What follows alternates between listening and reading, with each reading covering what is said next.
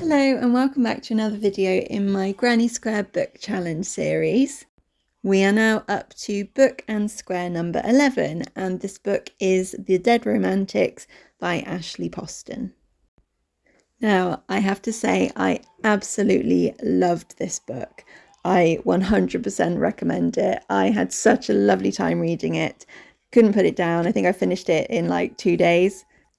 I think this has definitely become one of my comfort reads, or it will be a comfort read. I can see myself picking it up when I'm not sure what to read, or if I just need a nice romance story. The main character, Florence, is really relatable, and I absolutely loved the chemistry between her and Benji. Now, I am going to keep this spoiler free, but what I'm about to say, if you haven't read it and you do decide to read it, it's about a twist.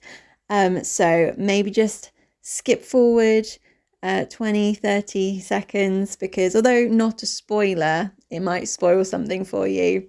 Sorry, that probably makes no sense, but trust me. Okay, so here goes. Spoiler-ish. I will say that the ending of this book was very predictable. I already knew what was going to happen very early on, to the point where it was so obvious. I thought, is this a red herring? Is it going to get all the way to the end and then the thing you're expecting to happen at the end actually not happen and it just be a really bittersweet ending? But no. The predictable ending is definitely the one that happens, and I'm so glad for it. You know, it was a bit cheesy, but it was exactly what you need when you're looking for something like that, when you're just looking for something fluffy and hopeful and just lovely to read. Florence's family work as undertakers. They have their own funeral home, and Florence and her dad can see ghosts. And it does deal with death in the book, but in quite a nice way, actually. The way that the family have grown up with death, and it's just seen as a part of life, which it is, but if you read it, you'll see what I mean. It's just really a really nice view on death. If there is such a thing. It's the dad is always happy, and after a funeral he gets them all to dance around the parlour and celebrate the life of the person that's just passed. And I just thought it was a really nice way of looking at death. I think I've already said this, but I'm going to say it again. The chemistry between the main characters is really good. I could feel the tension when I was reading it. It made me smile while I was reading it. And it made me laugh. I laughed reading this book. I cried reading this book. There's a lot of emotions. And I could keep waffling on about this, but because I'm trying to keep it spoiler free, I think I should probably stop here and just say one last time, I definitely recommend reading this book. Now on to the technical side of things. As always, I'm using a 4mm hook and DK yarn. I chain 25 to begin with, plus 3 as the turning chain, and then I double crochet backwards and forwards until I have 6 rows.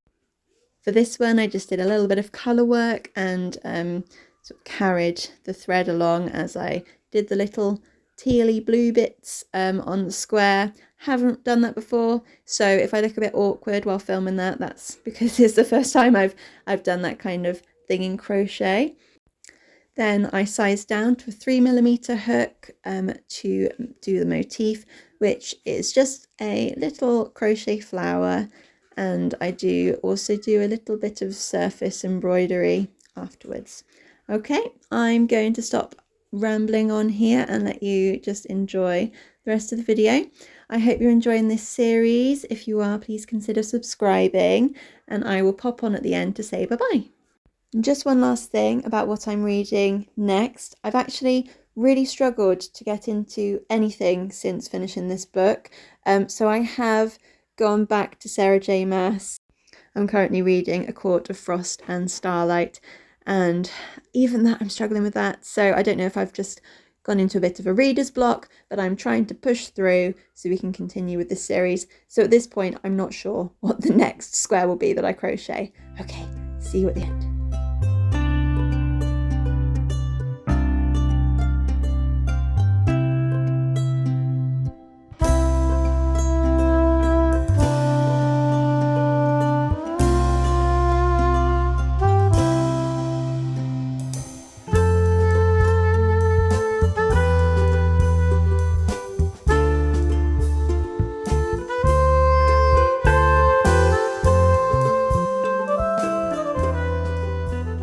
And here is the finished square. I hope you like it, and I hope you decide to read this book because it's really, really good.